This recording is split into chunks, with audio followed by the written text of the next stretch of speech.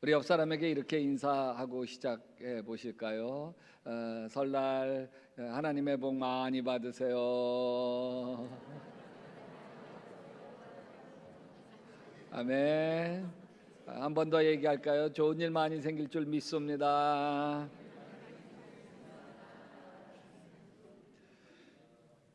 요한복음 4장에 보면 인생 정말 따분하고 살고 싶지 않은 한 여인이 등장합니다. 아무도 서성거리지 않는 대낮에 물동이를 이어들고 터벅터벅 우물가로 향하는 이 여인의 마음은 모든 게 다 귀찮습니다. 인생, 사람 다 귀찮죠. 여기 물동이를 들고 가지만 그 물동이 속에서는 자기의 인생의 서러움과 슬픔, 상처들을 가득 담고 터벅터벅 걸어갑니다. 우물가에 도착하는데 보면 어떤 유대 남자가 앉아 있습니다. 누구죠? 예수님입니다. 우연히 만난 거 아닙니다. 예수님이 이 여인을 기다리신 거죠. 이 여인을 기다린 것뿐만 아니라 사실은 이 여인의 아픔, 슬픔을 기다린 것입니다. 이 여인 예수님과 같이 나누면서 이 여인의 깊은 아픔을 예수님이 건드리시죠. 내 남편을 불러와라. 이 여인이 대답합니다. 나는 남편이 없습니다. 말은 짧지만 이것은 비명에 가까운 고백입니다. 그때 예수님은 이 여인을 정죄하지 않습니다. 허물과 죄를 들춰내고 지적하지도 않습니다. 다만 이 여인의 슬픈 인생을 들여다봅니다. 너 많이 아팠구나. 그 순간 이 여인은 깨닫습니다. 이분이 내 수치스러움을 들춰내려고 오시는 분이 아니고 품어주시려고 지금 말씀하시는구나. 그래서 이야기를 전환해서 좀 느닷없는 이야기를 질문합니다. 우리는 이 산에서 예배하는데 유대인 당신들은 예루살렘에서 예배한다고 합니다. 어디가 맞는 것입니까? 겉으로 보면 예배 장소에 대한 질문처럼 보이는데 거기에 담긴 속뜻은 이런 것입니다. 예수님, 나 같은 인생도 하나님께 나아갈 수 있습니까? 이렇게 망가진 사람도 예배할 수 있나요? 제 예배도 하나님이 받아주시는 거 맞습니까? 바로 그때 예수님이 대답하시죠. 이 산도 말고 예루살렘도 아니다. 하나님께 나아가는 자는 장소가 중요한 것이 아니라는 것입니다. 그리고 결정적인 말씀을 하시죠. 같이 읽어볼까요? 참되게 예배를 드리는 사람들이 영과 진리로 아버지께 예배를 드릴 때가 온다. 지금이 바로 그때이다. 아버지께서는 이렇게 예배 드리는 사람을 찾으신다. 여러분, 내가 서 있는 그 자리에서도 내가 그런 인생을 살아왔어도 하나님은 지금 너를 찾고 계신단다. 장소를 찾는 분이 아니라는 거예요. 상처 입은 사람을 찾는 거예요. 마음의 슬픔이 가득한 사람을 찾는 거예요. 하나님께 진정 예배받고 예배를 통해서 위로받고 하나님 만나기를 원하는 사람을 찾고 계신 것이죠. 여기서 찾는다, 이것은 이런 양을 찾아서 막 헤매이는 목자의 심정으로 그렇게 간절하게 그렇게 끝까지 추적하는 것을 찾는다라고 이야기합니다. 하나님이 이렇게 집요하게 예배하는 자를 찾으십니다. 물론 하나님은 예배라고 하는 종교 행사가 부족해서 찾으시는 게 아닙니다. 하나님과 마음이 통할 사람, 그 한 사람을 찾으시는 것이죠. 그 한 사람 찾아 지금도 세상을 이잡듯이 뒤지고 계십니다. 성경은 처음부터 끝까지 하나님이 얼마나 예배자를 찾으시는지 갈망하고 있는지 증언합니다.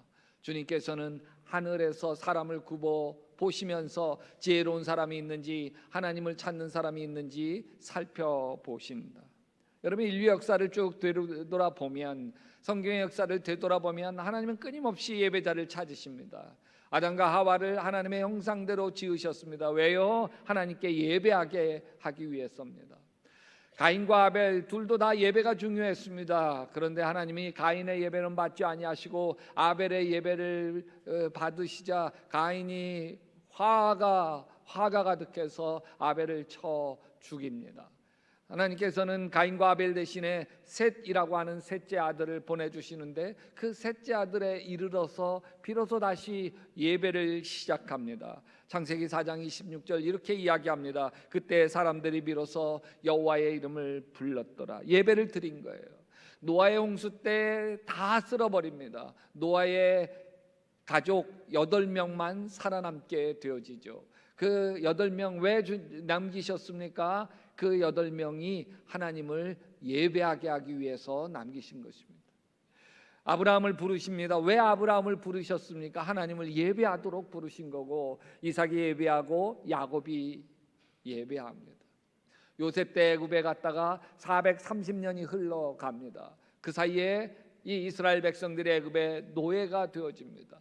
모세를 통해서 이스라엘 백성들을 출애굽 해방시켜냅니다. 왜 해방시켜냈습니까? 출애굽기 5장 1절에 이렇게 이야기합니다. 내 백성을 내보내라. 그러면 그들이 광야에서 내 앞에 절기를 지킬 것이니라. 광야에서 예배하게 하려고 이스라엘 백성들을 애굽의 노예에서 탈출시킨 것입니다. 하나님은 예배하는 사람을 축복하시고 아멘, 예배하는 가정을 축복하시고 아멘, 예배하는 나라를 부강하게 하신 줄 믿습니다.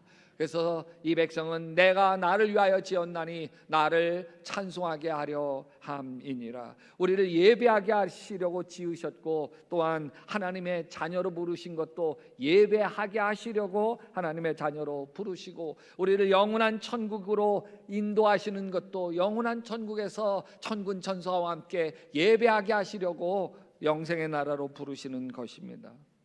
하지만 조심해야 할 것이 있습니다. 예배당에 앉아 있다고 다 같은 예배가 아닙니다. 가인도 예배를 드립니다. 그러나 하나님은 가인과 그 제물은 받지 않으셨습니다. 여러분, 가인은 하나님을 향한 경외도 없습니다. 자기를 깨뜨리고 꺾는 겸손도 없습니다.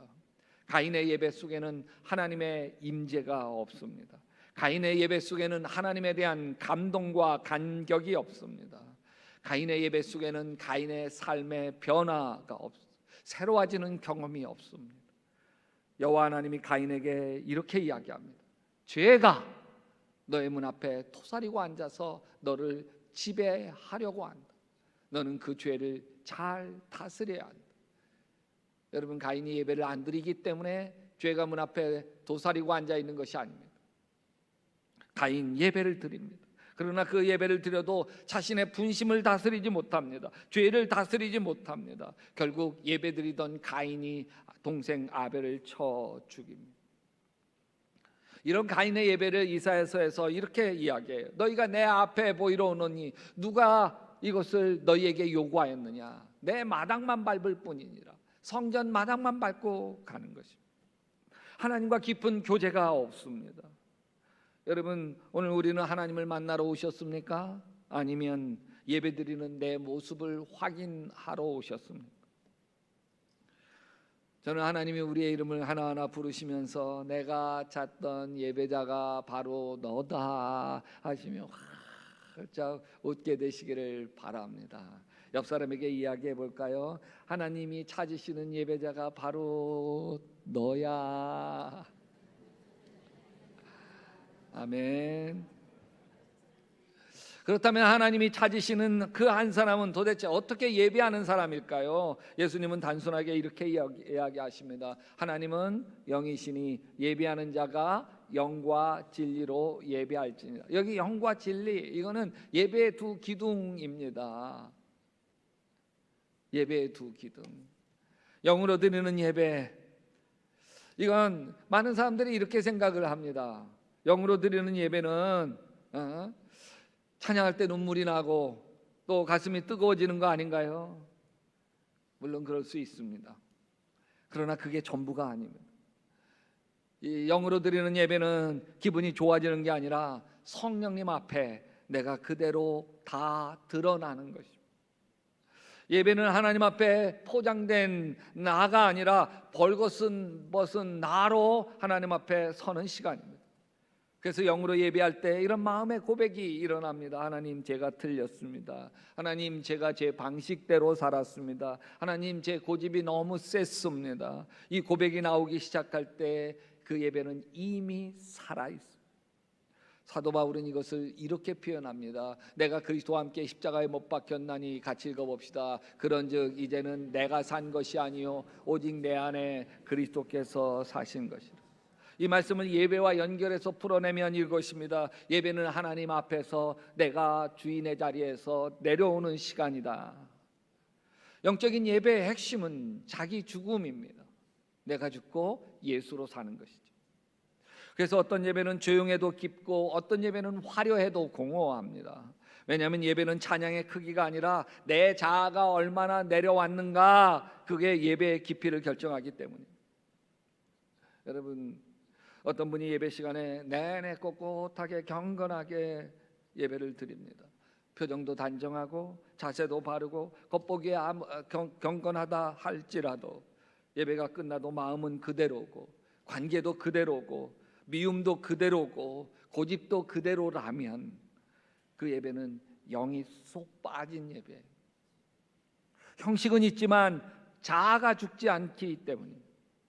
반대로 어떤 분은 예배 중에 이런 생각이 스칩니다. 내가 너무 내 고집대로만 살았구나. 그래서 내 배우자의 말도 잘 안 듣고 결국 하나님 말도 내가 잘 안 듣는 거구나. 나에겐 순종이 없구나. 이젠 내려놔야 되겠구나. 그 순간 눈물 나지 않아도, 말을 하지 않아도 그 예배는 이미 깊은 곳에서 시작되는 예배입니다. 그러나 영으로 예배한다고 하는 건 내 의지로 내 자아를 깨뜨리는 고행이 아닙니다. 우리 안에 계신 성령님께 내 마음의 통치권을 내어드리는 것입니다. 물론 내 자아를 죽이는 것이나 내 마음의 통치권을 주님께 내어드리는 것이 내 힘으로 잘 되면 얼마나 좋겠습니까? 내 힘으로 된다면 우리가 거의 예수님입니다. 거의 예수님입니다. 안 됩니다. 그래서 우리 모두가 다 예수님이 필요한 것입니다. 나는 넘어집니다. 그러나 나를 사랑하시는 예수님은 완전하시기 때문입니다. 주님이 내 안에서 나를 빚어주시고 아멘, 새롭게 하시고 아멘, 나를 다스리는 예배가 영으로 드리는 예배입니다. 두 번째, 진리로 드리는 예배입니다. 진리로 예배를 드린다 뭐죠? 많은 분들이 진리 그러면 교리 또는 성경 지식 또는 어떤 게 옳고 어떤 게 그른가 이걸 떠올립니다. 물론 맞아요. 하지만 예수님이 말씀하시는 진리는 훨씬 그보다 삶에 가까운 말. 진리에는 두 가지 뜻이 있는데 하나는 말씀에 나를 맞추는 것입니다. 진리로 예배하는 것은 나에게 말씀을 맞추는 게 아니라 말씀에 나를 맞춰가는 것입니다. 말씀이 나를 불편하게 해도 말씀이 내 생각과 달라도 그 말씀 따라 순종하기로 결정하는 거예요. 이게 진리로 예배드리는 거예요. 제가 맞는 게 아니라 말씀이 맞습니다. 예수님은 이렇게 말씀하시죠. 내 말이 거하면 참으로 내 제자가 되고 진리를 알지니 진리가 너희를 자유롭게 하리라. 진리는 처음에 불편하지만 결국 우리를 자유로운 하나님의 사람이 되게 합니다. 두 번째는 가면을 벗는 것. 진리라는 것에 담겨진 뜻 중에 하나는 숨김없음, 정직함입니다. 진리로 예배드린다는 건 하나님 앞에 괜찮은 척, 아닌 척, 강한 척, 믿음 좋은 척하는 가면을 내려놓는 것입니다. 여러분, 사마리아 여인 보세요. 내 남편을 데려오라. 그럴 때 저는 남편이 없습니다. 이 말은 잘한 말이 아닙니다. 그냥 정직한 말을 한 거지요. 그 순간 이 여인에게 예배가 시작됩니다. 여러분, 찬양도 없어도 또 기도도 없어도 예배당도 없어도 이렇게 숨기지 않았을 때 비로소 예배가 시작되어집니다. 예수님은 어느 날 이런 비유를 하셨습니다. 스스로 의롭다고 확신하고 남을 멸시하는 몇몇 사람에게 예수님께서는 이 비유로 말씀하셨다. 예수님은 그냥 얘기하신 게 아닙니다. 자기를 의롭다고 믿는 사람들을 향해 말씀하셨습니다. 두 사람이 성전에 올라가 기도합니다. 하나는 바리새인이요 또 다른 하나는 세리입니다. 같은 장소입니다. 같은 시간입니다. 같은 하나님입니다. 근데 예배가 완전히 달라요. 바리새인이 하나님께 드리는 예배는 가면을 쓴 예배입니다. 하나님이여, 나는 다른 사람들 곧 토색불이 간음하는 자들과 같지 아니하고 이 세례와도 같지 아니함을 감사하나이다. 나는 일에 2번씩 금식하고 또 나는 소득의 11조를 드리나이다. 겉으로 보면 틀린 말 한 거 하나 없습니다. 율법을 잘 지키는 사람입니다. 근데 그 기도에는 하나님, 제가 틀렸습니다가 없습니다. 저를 불쌍히 여겨 주시옵소서도 없습니다. 저를 바꾸어 주시옵소서도 없습니다. 그의 기도는 오직 나는만 있습니다. 나는 경건합니다. 나는 금식합니다. 나는 11조 드립니다. 나는 여러분, 겉으로는 하나님께 말하고 있지만 사실은 하나님께 드리는 기도가 아니라 자기 속에서인 것이죠. 성전에 올라 있지만 하나님 앞에 서 있지 않습니다. 자기의 의 앞에 서 있습니다. 이것이 가면을 쓴 예배입니다.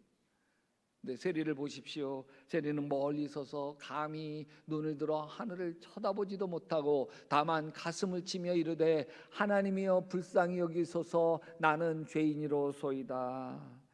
멀리 서 있어요. 눈을 들지도 못했어요. 가슴만 쳤어요. 그럼 길게 말하지도 않아요. 자기 자랑도 없어요. 변명도 없어요. 오직 한 문장입니다. 같이 읽어봅시다. 하나님이여 불쌍히 여기소서 나는 죄인이로소이다. 여기엔 가면이 없습니다. 자기의 의의가 없습니다. 여기에는 비교가 없어요. 오직 정직함만이 있는 거예요. 예수님의 결론은 이렇습니다. 의롭다 인정함을 받고 자기 집으로 내려간 사람은 저 바리새파 사람이 아니라 이 세리다. 누가 하나님의 은혜를 받았습니까? 율법을 잘 지킨 바리새인이 아니에요. 정직하게 무너진 세리였습니다. 왜요? 예배는 완벽함을 드러내는 자리가 아니라 진실함을 드리는 자리이기 때문입니다. 하나님이 기다리는 것은 정직한 항복입니다. 뭐라고요? 정직한 행복이 아니고요, 항복. 하나님 항복합니다.